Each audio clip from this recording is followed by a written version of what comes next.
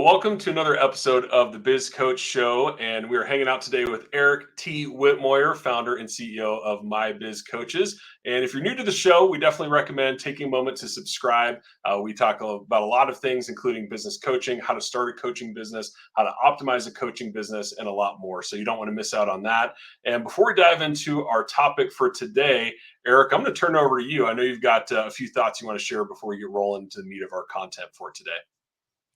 Perfect. Appreciate that, David. So yeah, the first thing I would say is I want to preface this conversation about creating a small business coaching, basically a group coaching platform. And for those of you coaches out there that have considered trying to move into a group coaching or establish a group coaching platform, let me preface that with before you try and go that route, which is basically designed to scale more effectively in your traditional coaching model. I would definitely highly recommend that you start with a high ticket coaching strategy. If you haven't heard that before, let me be the first to tell you that. The main reason being is that by establishing a high ticket coaching platform, you can generate enough revenue to suffice your immediate cash flow needs as you're building your business as a coach. And a handful of one-on-one coaching clients will help you grow that business. Now, the reason I would recommend a group coaching platform, and one of the primary reasons is, you can scale it.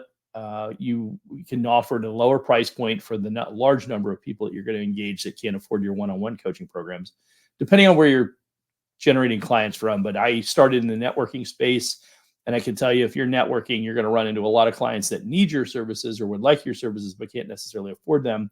However, if you aggregate them into a group coaching program, you can do a lower price point and still make it cost effective for you as a coach to run the program. So again, start with a high ticket program, establish that, get yourself the client base. The reason I recommend a group coaching platform, because you can scale that in addition to you can reach lower priced clients who can't afford as much money. You can scale it to bring in more people and actually make more money per time hours coached. And then the other piece of that is what we find is a lot of people struggle initially to make the leap into one-on-one coaching, high ticket coaching program. And so this program allows them to put their foot in the water and make sure that they like the temperature of the water before they jump all in. So what we find is typically between 15 to 20% of the clients that sign up on our lower price group coaching programs will eventually opt for the one-on-one coaching solution. So another thing is you're actually creating a funded proposal, for lack of a better description, to bring clients in, introduce them to what you do and how you do what you do. And then as they get comfortable with you or they recognize the real value, they'll say, hey, I want to opt in and jump into a one-on-one coaching solution. So there's a kind of a three-pronged effect here, and it touches some key areas that as you build your coaching business, you'll realize that there's a lot of value in this. Yeah, no, that's interesting. And I know that that's not something that you knew day one, right? You kind of figured that out over working with a number of clients and trying to figure out how to work with different budgets and things like that. So I'm kind of curious. I know you've got a few key points that you want to run us through, but as you've done kind of one-to-one coaching and group coaching, what are some of the advantages that you see for a coach, maybe starting with that group coaching versus jumping right into one-to-one? So having the group coaching program, it depends on the types of clients and the disparity that you run into. In the beginning, I had a huge disparity. I had a one-on-one client that was, I was getting $5,000 a month from, and I was actively involved in a lot of the things that they did. I was certainly not, in an hour a week kind of coaching scenario. And then I had other clients that were one-on-one that were paying a fraction of that. And the value of the group coaching probably wasn't as evident at that point until I had a handful of clients that were much, much lower than what I initially established, what I thought my price point was going to be. And when I did that, I realized that a lot of the conversations I was having over and over and over, meaning I was repeating myself, a lot of the same basic core content.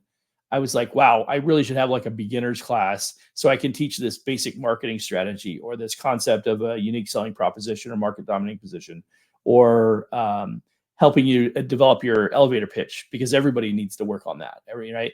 And so what I realized was there's a lot of carryover that I could reduce the amount of time spent on the same topic, and I could do a one-to-many approach and get a lot of that basic core stuff out of the way. And then as the relationship evolved and I got more familiar, they get more comfortable, then we can, move that along to a more of a one-on-one coaching solution. So that was early on. That was one of the things that I learned that was valuable. Yeah, that makes sense, right? And kind of, the economy of your time factored into there as well. So, yeah, good advice. Well, cool. Well, I know you've got a few points you want to kind of walk us through. You want to get us started with the first one? Yeah. So the first one's pretty simple, and you've heard me say this a number of times, and I'll continue to beat this drum. And I'm sure it's not much different than when you've heard from others, but it's identify your niche and what your expertise is. What are you best at? And remember, we're talking from a group coaching platform perspective. What can you do in scale, right? How many people can you touch about the same types of solutions that carry over, that go from business to business? So what's something that's very common that straddles a number of different business models? Well, that would be accounting and cash flow management, as a very basic, simple. Now, not everybody has the competency to coach to that, but if you do, or you're familiar enough with it that you can coach to it, I can tell you many business owners don't have the level of insight that they need, and they don't need, accounting level insight into the accounting of their business. They just need high level cash flow management strategies, and so that they can really understand that better. But so what you need to do is identify what's your niche, what's your expertise, what are you comfortable teaching, and what you could do in scale. So it could be, if you're a marketing background, you could be a lot of entry level marketing stuff, how to develop a unique selling proposition, how to develop your marketing avatar, how to develop your value proposition, right? All of these different things, how to put together a package, pricing, your pricing strategies, right? All of these things are going to carry over from business to business and very, very comparable for anybody in the group to be able to get some value out of that conversation. So, but by knowing who your target audience is, who your niche that you're going after, and the expertise level that you have in that particular area will help you identify. For instance, you don't have to have an advanced level understanding of marketing strategy for painters, plumbers, landscapers, doctors, dentists, lawyers, generally, unless they've spent a ton of money building that out and they're solopreneurs or very small business owners. They don't really have a good handle on that. And so if you have a good core understanding of the basics, that would be enough to teach a group coaching class on that topic or those topics to those individuals. So it could be something as simple as that, but that's a great way to get a nice core group of people introduced to what you do, how you do what you do, and your competency level in certain areas. So there's just some quick examples of how you might get this off the ground and identify that niche and that expertise. Yeah, no, that makes a lot of sense. And I think one of the things that's important is, especially if you're asking for a high ticket price for your coaching services and they don't know you and they're not familiar with your methods, right? This really does give them that assurance that this is somebody that I can work with and spend a lot more money on and get that value in my business. So it makes a lot of sense. Absolutely. Cool. So, okay. What's your next point? Yeah. So the next one I would jump into is I develop a structured coaching program. And this is where this is one that I had to get better at. Creating structure around what you're going to coach is really important for the consumer, for the person getting the coaching. They need to see the defined process, right? Like what's the method of the madness? You may have a series of questions you lead people through. You may have a strategy that you have for providing the insight and the information and everything like that. But they have to kind of see that laid out for them. So they want to see some type of curriculum. And David, obviously, I know you have a lot of insight in this regard because you've developed a ton of curriculum programs, and developed the curriculum for those programs. So having a structure that's linear and logical, that follows a process, that helps people identify this is where they start. This is the sausage making process, and this is the end solution that you'll end up with when it's done. Helps them identify and see where they're at in the process. And it's not really in here today. Actually, I'll probably touch on the collaborative part, but and the community part. Sorry, but having something that helps people identify where they're at in the process is really valuable, because often what we'll find is people are willing to stick with something longer when they can see that they're progressing through the process. So if they can't identify that, hey, it's a 12-week course and I'm in week 6, and they feel like, wow, I don't know where I'm going with this. I'm just lost. I don't feel like I'm making any progress. If they can identify, well, I'm only halfway through, and that's why there's still more to learn. It may help them absorb and understand that, okay, there's still more. I have to keep going. I have to stay with this. So that's an important component. I think that we learned the hard way as well, was not having a defined timeline and structure around the coaching. Just to say I offer coaching is great, but if somebody can't appreciate that or not quite sure what to expect from it, then often what you find is they get distracted. They certainly get distracted. That's a minimum. But they have a tendency to maybe lose focus, and consequently, you'll lose clients in that regard. And it kind of ties into what we talked about last week when we talked about ways to ensure you keep your clients, is keep them focused on what they need to be, how they need to stay on course with the content and the information they have. So being clear with that curriculum and giving an outline gives them the opportunity to kind of follow along. Yeah, that makes sense, right? I mean, they want to see, the path forward, maybe not necessarily the end point, but they want to have that structure in place, both for group and one-to-one coaching. But I think it's kind of nice when you can have that core content and even adapt it to both avenues, right? In a group setting versus a one-on-one setting. So really, as a coach, helps you define that for sure. Yeah. And I would say, as it relates to group coaching, it's probably even more important when it relates to group coaching, because you have multiple people on there. So not everybody gets the same amount of time and attention each week, Right. or however often you do the coaching. And so if they realize, okay, well, I didn't need a lot of help this week because I already understood some of the core expectations of this particular topic, but where next week they may need a lot more, they can see the progressive, and they see the different topics that you're covering. They can follow along with that. Whereas where it's one-on-one, typically there's enough time and attention that they don't really feel like they got distracted or like that missed something or something like that.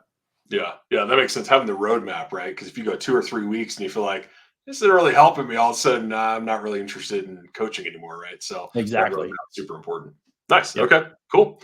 What's your third bit of advice? Utilize technology. Utilize technology for effective delivery. One of the probably the biggest things for my biz coaches and myself specifically was in the second year. I made the investment into a software program that would allow me to kind of bring all my it was a platform that allowed me to bring all my coaching content together in one place. It provided some aggregated content previously, and then I could incorporate my own coaching content as well, but it put it all in one place. So I wasn't trying to find it from here and trying to find it from there. And there's this document. And even with that, over time, it took time to kind of get my ideas together. So when I was teaching this marketing class, I could also throw in, oh, by the way, here's a social media calendar. So it gives you an idea when you should post what on social media. Having that incorporated into the training platform then makes my training more efficient, makes my client experience more efficient. But using that technology to leverage those different things, having the Zoom link embedded into the coaching program. So when they go and log in our case, we use a software for that. When they log in, they just click on the link that's already in there because my Zoom link is already programmed in there, and they just click on that to go right to the course for the training for that day. How they communicate the different messaging through the platform as opposed to maybe email. Email is great, except not everybody's really good and disciplined about checking their email. But if you can get them on could be a text messaging strategy. It could be a what do they call it? WhatsApp or some solution like that. But using the different technologies that are out there to help improve communication, to help improve getting the information that they need when they need it in a timely manner is much more effective. That was probably year 2 and 3, really kind of fine tuning that and understanding the gaps that we had created and that improved the client experience. Even today, I'm constantly trying to figure out how I can make the client experience better. But I think that that's one of the things, was learning how to use the technology more effectively, and then also recognizing enhancements like what we started with in the beginning. The technology's improved dramatically in 5 years. So what we had 5 years ago and what we have now today is light years different, quite honestly. So it's made a significant difference in our ability to deliver more effectively. So I guess utilizing technology, but then also keeping an eye forward and recognizing as things are changing, better solutions come out there. Keep an eye out for that. Yeah, and I think I'll just throw in a plug here, right? I mean, you've got software, you've got curriculum, you've got all the automations and all of that. So that's really a great reason why a coach might want to work with my biz coaches, is to take advantage of all of those different things that are in place instead of having to build it from scratch or find all those solutions.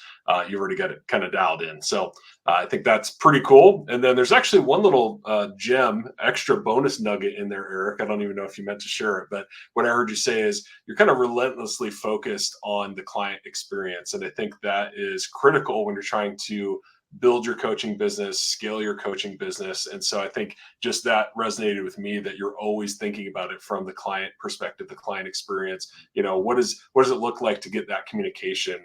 How is it to log in? Is it clunky? Is it smooth? Right? All those little things, they all matter because it builds up to pain points, right? Which can create friction and ultimately cost you clients. So again, little bonus nugget. I don't know if you meant to throw that in, but resonated with me. Well, I appreciate you picking up on that, David. That's awesome. Yeah, for sure, man. For sure. Cool. Okay. Well, what's piece of advice number 4? All right. Number 4 is foster a collaborative community. David, you probably taught me more about this than I have taught others on it. But collaborating, having a collaborative community, and we approach coaching from a collaborative perspective. But in the group coaching platform, to get the value of having a group of business owners together, you want them to be collaborative. And for instance, an example of not collaborative is when you have a Zoom call and you have 6, 8, 10 different coaches or clients on there, and you're delivering coaching, and 9 of the 10 people are blanked out, and all you see is their headshot, and they're not actively engaging in the coaching call. It's not really what you're looking for from a collaborative community, right? You're wanting people to offer ideas, tell stories, share feedback, and that engagement is what fosters the community to begin with. So I was going to mention community earlier. Gamification, right? So part of the value of the group coaching platform is sharing the outline and showing people's progress and showing how they've moved from where they were to where they are, and the different things that they've accomplished and knocked off. And a lot of people, regardless of how old you are, still kind of intrigued or engaged by that gamification, right? I got my next badge. Not everybody, but most people, believe it or not, are actually wired that way and kind of appreciate that. So not only is it being able to see the outline and follow along, but I actually get acknowledgement when I've achieved certain levels. My peers then share that, right? So some of that peer-to-peer support. Hey, David, congratulations, nice job. I saw you knocked this out, or hey, great job on that, or and we don't really do homework per se, but we do have occasionally assignments of work that we do outside of the space, so that when we come back together, the content can be more specific to their individual business. That's how you make a group setting more effective. Is they do a little bit of work outside the space on their own, right? And then when they come back together and the coach is leading the platform, leading the clients through the engagement process, they could be more specific. Instead of trying to educate in that 45-minute, hour-long window, I'm actually answering questions specific to your particular business. So there's a lot more value in that way. And that, again, that's more collaborative, right? You get more engagement. People are telling specific stories about their business. So it's a great way to really kind of bring people together, share best practices, share frustrations.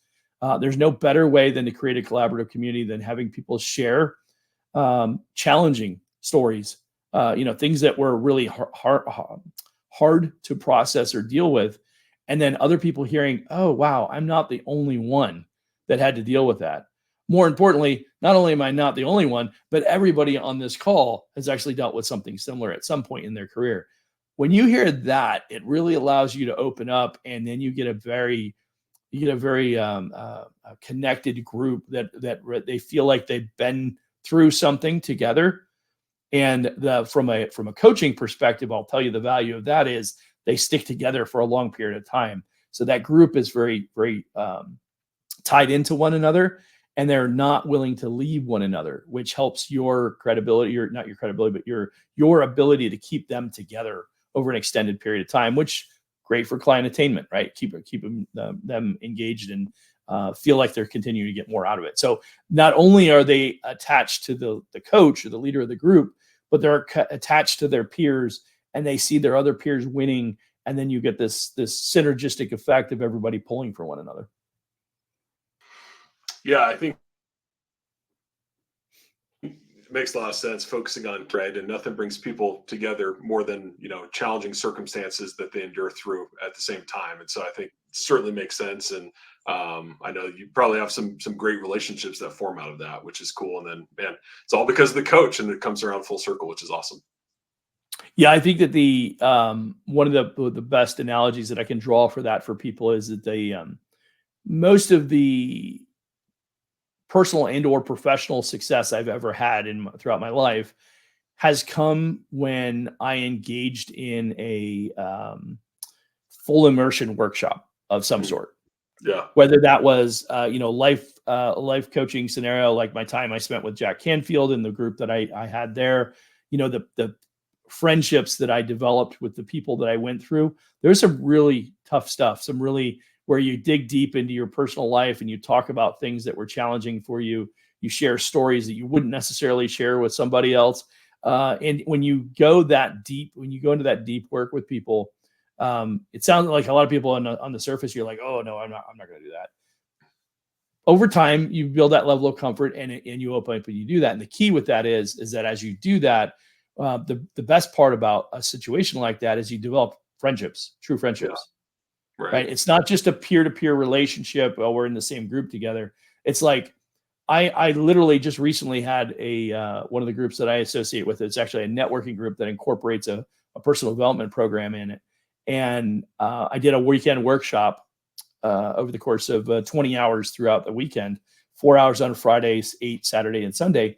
And I will tell you that my relationship with those people in a networking group is so deep that some of them know things about me on a personal level that I have family members that don't know that about me. Right. Yeah. So when you think about it from that depth of relationship, how the type of things that you shared with them or that you experienced with them, there's no better way to drive a relationship deeper than to go through something difficult with one another.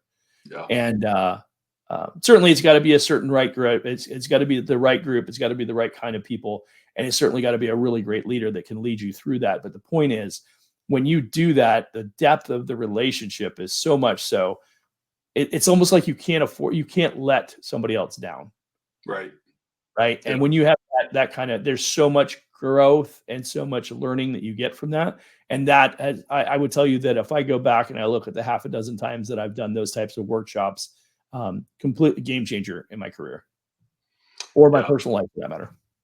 Yeah. Well, as a coach too, I mean, think about the tremendous value that brings to your clients, because how many small business owners feel like they're on an island, they're isolated, they don't know what every one of they them. don't know who to talk to. They can't talk to all those sorts of things. And to have somebody that they can connect with and have those conversations is amazing.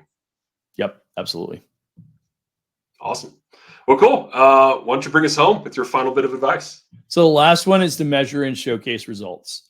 So tracking the progress. So again, can't really track the progress if we don't go back to number 2, where we actually have a defined process to go through. But when you track the progress, and again, you show how you've moved from where you were to where you are, and you do that 2 ways. One, you do it through your KPIs or whatever you're measuring, right? It could be, there's so many courses, you've gone through so many courses, whatever, but it's also the growth portion of it, like we were just talking about, right? So you're also saying, David, when you first came here, you wouldn't share, right? And now here you are leading a small group session about, the value of leadership in your small group, in your small business, right? Or whatever. The idea is that when you get people to come out of their shell and develops new skills or enhance skills or be more competent in an area that they weren't competent before, that they weren't competent in before, makes and then as a good leader of that group or the coach, you can say, hey, look, I remember when Joe wouldn't do this. I remember when David struggled with this. And now 6, 8, 10, 12, 15 weeks later, whatever, we're talking like this, right? Now you can demonstrate the growth, and everybody in the group is going, oh yeah, I remember. Yeah, David wouldn't even talk to anybody. He was like a fly on the wall, right? The whole idea is that by demonstrating that and showing that you can now measure the progress and growth, you've cemented that the next program that you offer, everybody's going to want to do it because they saw how much value you got in the first program. So upsell. 2, referrals. It was phenomenal. I couldn't tell you how much I gained from it. You got to go through it too. So now I get referrals from the business.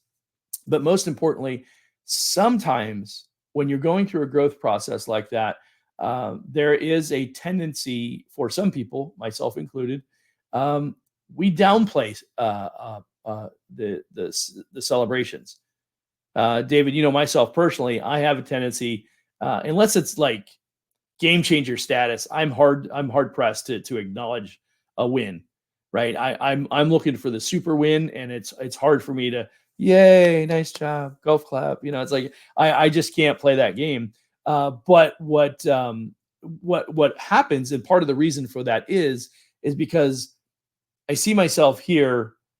What I tend to forget is where I actually started.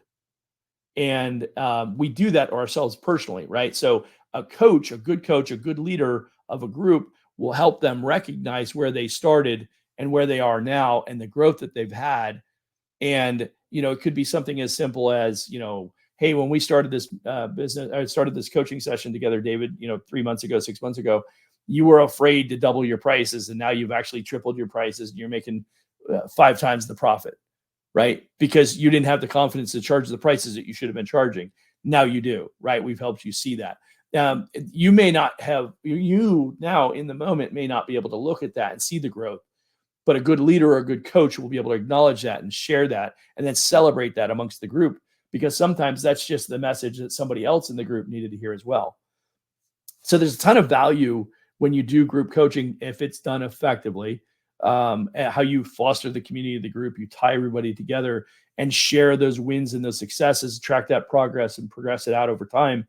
People are like, wow, this is amazing. I've really changed dramatically. Sometimes they need help recognizing that, because the growth, even though you say it's 12 or 15 weeks or whatever, it's actually very small incremental improvements that make the difference. So sometimes it's hard to see it in the moment.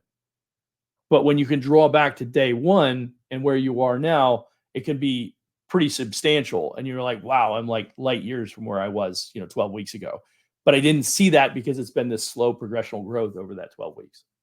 So a good coach, good leader is able to measure that and showcase that, and then not only share it with the individual, but with the group as a collective, and then they can all kind of see that. And then I can, for me, David, I can look at it and say, well, I got some really good growth, but David did even better. What could I be doing that would help me grow even faster? Yeah, absolutely. Well, it makes a lot of sense. And so I guess just to kind of come full circle, if you're a coach or maybe thinking about coaching and you want to focus on small business, really one of the best ways to do that is through group coaching. And that's maybe not the first thing that people think of, but there's a lot of reasons why you should do it and some great advice from Eric about how to do it right. So Eric, appreciate the tips and advice. Anything else you want to share before we wrap up today? Yeah, I think I'll just put one last plug in there. If you'd mentioned earlier, if you think that becoming a business coach, or if you're in the space already as a professional who serves business owners, and you're looking for an opportunity to kind of maybe bolster your game up, improve some of your resources, solutions that you have for your clients, we have the gamut of different products and solutions, different content available that we make for our coaches. If you are interested in joining our coaching program, you go to mybizcoaches.co/coach. Check out the program. And if you want more specific details, let's jump on a phone call. You can actually schedule the call right there from that page. Perfect. Awesome. Well, as always, Eric, appreciate your time and your insights. And again, if you have not already subscribed to the show, be sure to do so you don't miss future episodes talking about things just like this. And Eric, as always, hope you have a great one. Thanks, David. See ya.